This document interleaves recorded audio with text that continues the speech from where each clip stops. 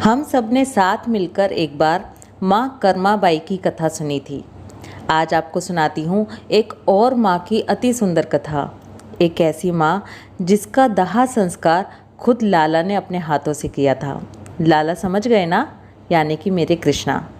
जी हाँ, उस माँ का अंतिम संस्कार लाला ने अपने हाथों से किया। तो चलिए आज आपको लेकर चलती हूँ वृंदावन।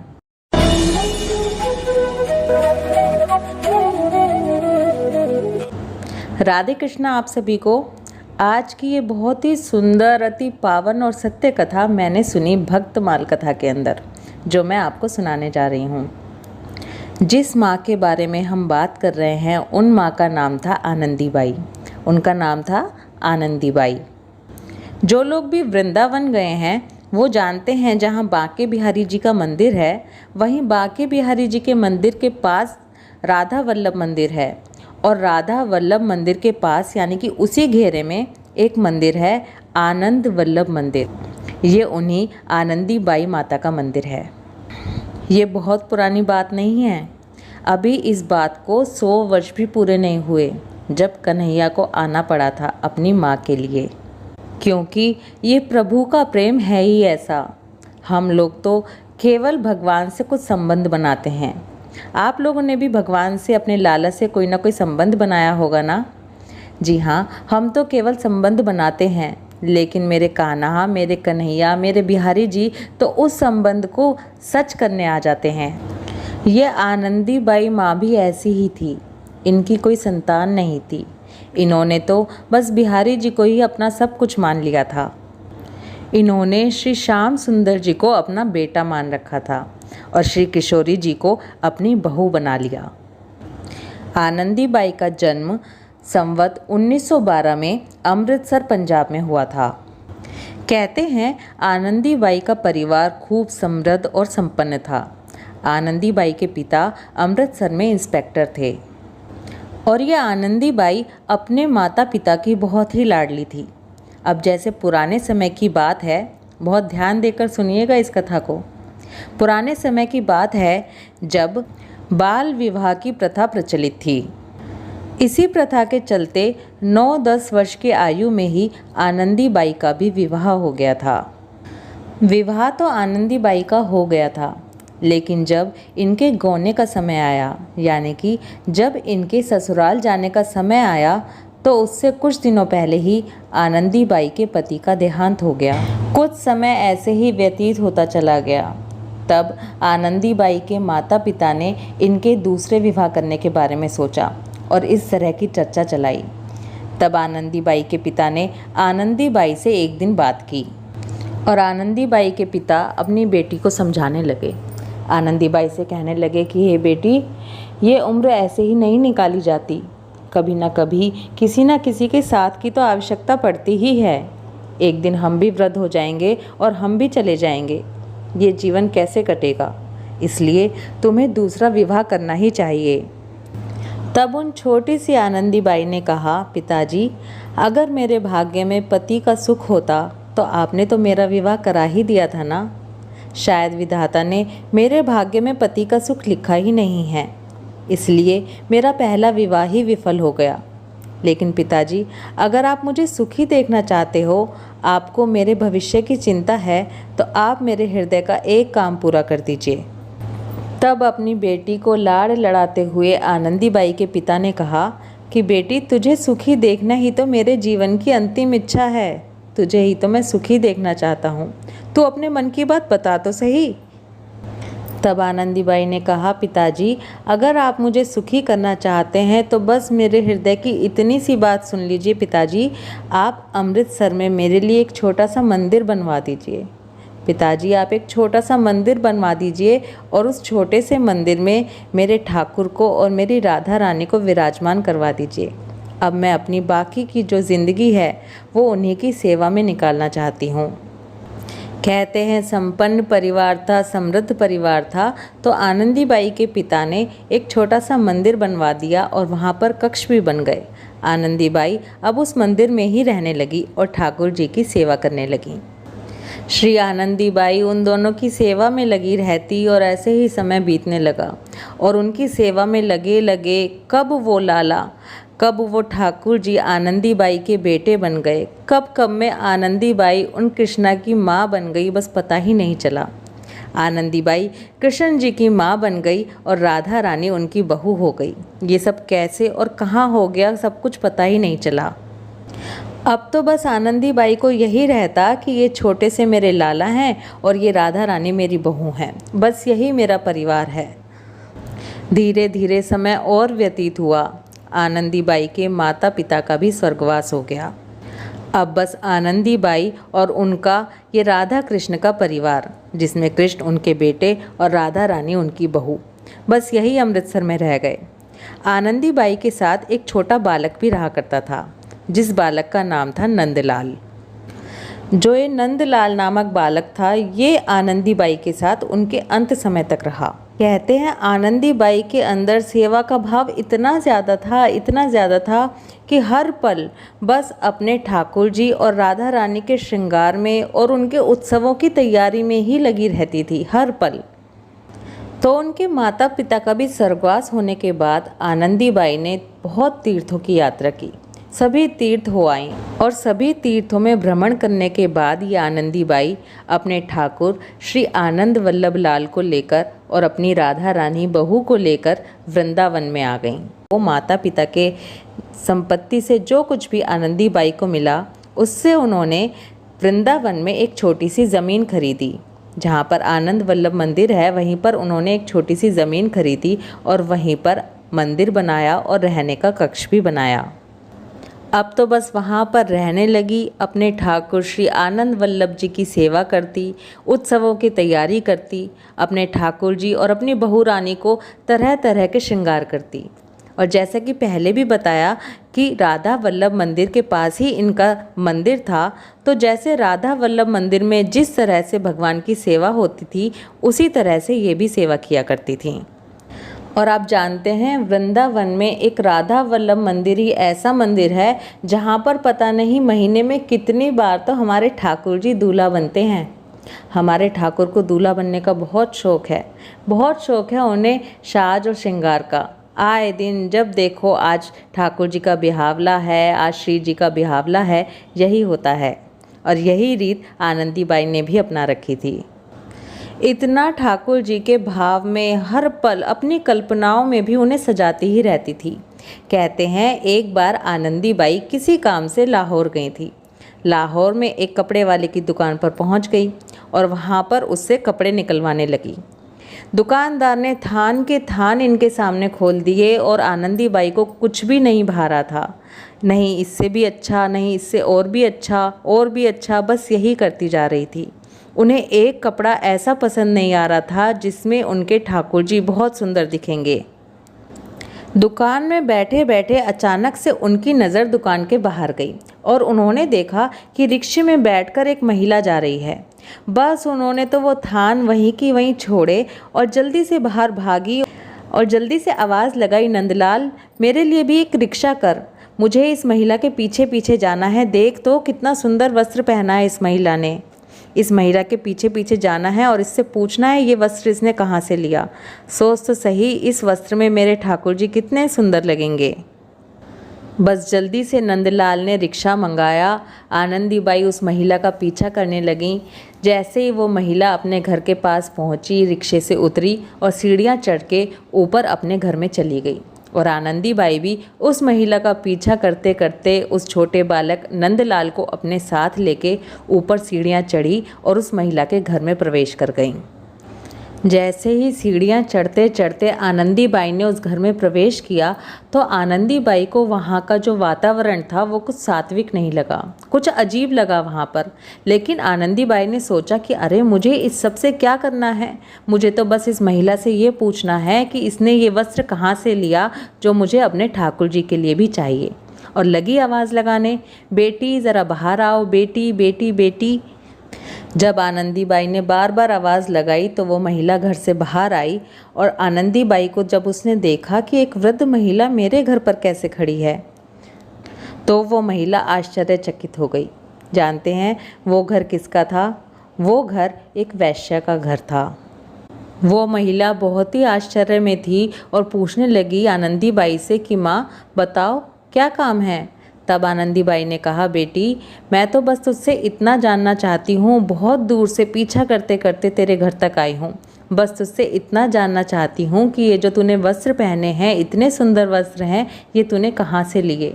मुझे ऐसे ही वस्त्र चाहिए और ऐसे वस्त्र से मुझे अपने बेटे बहू के कपड़े बनवाने हैं। आनंदीबाई का ऐसा भाव देखकर उस महिला की आंखों में आंसू आ गए कि अपने बेटे बहू से इतना प्रेम। तब उस महिला ने आनंदीबाई से कहा, माँ ये कपड़े मेरे नहीं हैं, ये तो मुझे उपहार में मिले हैं। अगर आप कहो तो मैं उनसे मंगवा के आपको दे सकती हूँ जहाँ से ये मेरे लिए आए हैं। आनंदीबाई ने कहा, बेटे ये कपड़े मुझे शीघ्र से शीघ्र चाहिए, जल्दी से जल्दी चाहिए। तू बता कहाँ से आए हैं, मैं वहीं जाकर ले आऊँगी।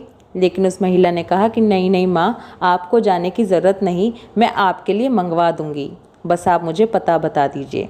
तब आनंदीबाई ने कहा, लेकिन बेटा तू मुझसे सेवा ले ले, मुझसे पैसे ले ले, बस शीघ्र से शीघ्र मुझे ये कपड़े चाहिए। तब उस महिला ने जानते हैं क्या कहा? उस महिला ने कहा कि माँ एक तरफ तो मुझे अपनी बेटी कहती हो, अगर मुझे अपनी बेटी कहती हो तो आप मेरी माँ हुई ना। जब आप अपने बेटे और बहू के लिए ले सकती हो तो क्या मैं अपने भैया भाभी के लिए नहीं ले सकती। वो महिला अंदर ही अंदर इतना रो रही थी ये सोचकर कि इस माई को अपने बेटे बहू से कितना प्रेम है, जो एक वस्त्र को देखने के लिए यहाँ तक आ गई। और ये भी नहीं जानती कि जहाँ ये खड़ी है ये कोई पवित्र स्थान नहीं है, अच्छा इंसान तो यहाँ आता ही नहीं है। बस अपना पता उस महिला को बताकर आनंदीबाई वापस वृंदावन आ गई। और जब वृंदावन आई है ना, तो ठाकुर जी आनंदीबाई को देखकर ऐसे मुस्कुरा रहे हैं कि कितने दिनों बाद मेरी माई वापस आई है। समय आने पर वो पोशाक, वो वस्त्र वृंदावन आया। माँ ने अपने ठाकुर आनंद वल्लभ जी को और राधा रानी सरकार को वो वस्त्र पहनाया, सजाया, और माँ के दिल का एक और अरमान पूरा हुआ। कहते हैं आनंदीबाई को भगवान को लाड़ लड़ाने का, उनको चाव चढ़ाने का, उनका श्रृंगार का, उनको भोग अर्पण करने का इतना चाव था, इतना चाव था कि आए दिन आनंदीबाई के ऊपर कर्जा हुआ रहता था। कहते हैं ठाकुर आनंद वल्लभ जी को हलवा बहुत ही प्रिय है। एक बार की बात है कि आनंदीबाई पुजारी के हाथों ठाकुर आनंद वल्लभ जी की सेवा को सौंपकर खुद कहीं बाहर चली गईं। अब उस पुजारी ने हलवे का भोग लगाया ही नहीं। लेकिन जब आनंदीबाई वहाँ से वापस आई और ठाकुर जी के हाथ जोड़े और अपने कक्ष में जाकर विश्राम करने लगी, तब ठाकुर आनंद वल्लभ साक्षात उनके सपनों में आए और बोले, माँ तू तो मुझे इस पुजारी के हाथों छोड़कर चली गई, और देख इस पुजारी ने मुझे हलवे का भोग ही नहीं लगाया। माँ तू जानती है ना मुझे हलवा कितना पसंद है। तब आनंदीबाई ने उसी समय उठकर स्नान किया और अपने हाथों से ठाकुर जी के लिए हलवा बनाया और उन्हें भोग लगाया। इस तरह से प्रत्यक्ष बात किया करते थे ठाकुर आनंद वल्लभ जी आनंदीबाई से। कहते हैं एक बार आनंदीबाई को लगने लगा कि अब तो मेरा ठाकुर, मेरे लाला बड़ा हो गया है, अब मुझे इसका ब्याह रचाना चाहिए। आनंदीबाई ने इतने ज़ोर शोर से ठाकुर जी को दूल्हा बनाया, उनका ब्याहला रचाया। ऐसी सुंदर बारात कहते हैं आज तक दोबारा कभी नहीं निकली ठाकुर जी की। संतों को बुलाकर आनंदीबाई ने ठाकुर श्री आनंद वल्लभ जी के मेहंदी के गीत गवाए, ब्याहले के गीत गवाए, बहुत ही सुंदर आयोजन किया। कहते हैं ऐसे ही तरह तरह से ठाकुर जी की सेवा करते करते समय बीतता गया और एक समय आया जब आनंदीबाई जी 8 दिनों के लिए बीमार पड़ गईं। नीचे मंदिर में ठाकुर जी की सेवा पुजारी जी करते और माँ आनंदीबाई तबीयत खराब होने के कारण ऊपर कक्ष में ही रहती।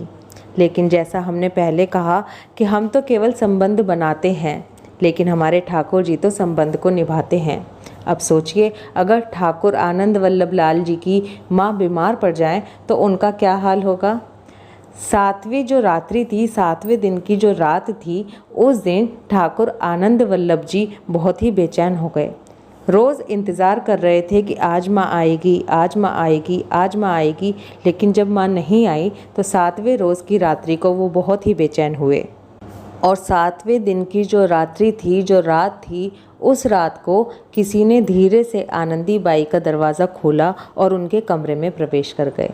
ये सारी बातें, जो उस रात की जो चर्चा थी, ये सब जो आनंदी बाई के साथ छोटा लड़का रहा करता था ना, नंदलाल, ये बाद में उसी ने सब संतों को बताई थी कि एक रात मैंने देखा कि आनंदी बाई के कमरे में कोई धीरे से प्रवेश कर गया। वो कोई और नहीं, वो ठाकुर आनंद वल्लभ जी और किशोरी जी ही थे। और ठाकुर जी ने और किशोरी जी ने बहुत ही मधुर स्वर में आवाज़ लगाई है, माँ माँ। जैसे ही आनंदी बाई ने अपनी आंखें खोली तो देखती हैं कि सामने उनके बेटा और बहू खड़े हुए हैं और बोलती हैं, ठाकुर तुम यहाँ क्या कर रहे हो? तब ठाकुर जी कहते हैं, माँ तुम इतने बीमार हो और मैं नीचे मंदिर में बैठा रहूँ? कितने रोज़ से तुम्हारी प्रतीक्षा कर रहा हूँ कि तुम आ जाओगी, लेकिन तुम नहीं आई, इसलिए आज हम आए हैं।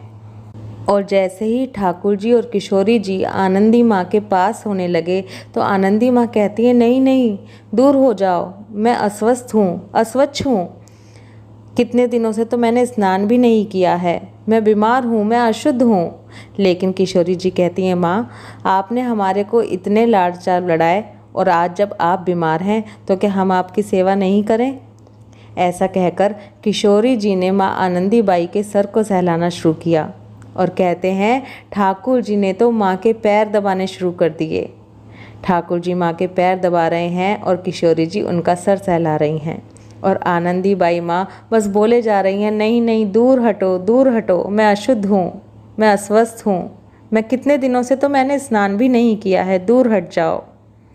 कहते हैं इस तरह से जब किशोरी जी और ठाकुर जी आनंदी बाई की सेवा करते रहे तो कब आनंदी बाई की आँख लग गई पता ही नहीं चला। सुबह जब आनंदी बाई की आँख खुली हैं तो वो खुद को थोड़ा अच्छा महसूस कर रही हैं और दिनों से। उठी हैं, स्नान किया है और नीचे आई हैं और आज ठाकुर जी और किशोरी जी के सामने खड़ी होकर उन्हें देखे जा रही हैं और हाथ जोड़कर उनसे प्रार्थना करती हैं कि हे ठाकुर, हे किशोरी जी, मुझे तो आपको लाड़ और चाव लड़ाने में बहुत ही आनंद आता है। मेरी इच्छा यही है कि जब तक मैं जीवित रहूं बस आपको लाड़ और चाव करती रहूं।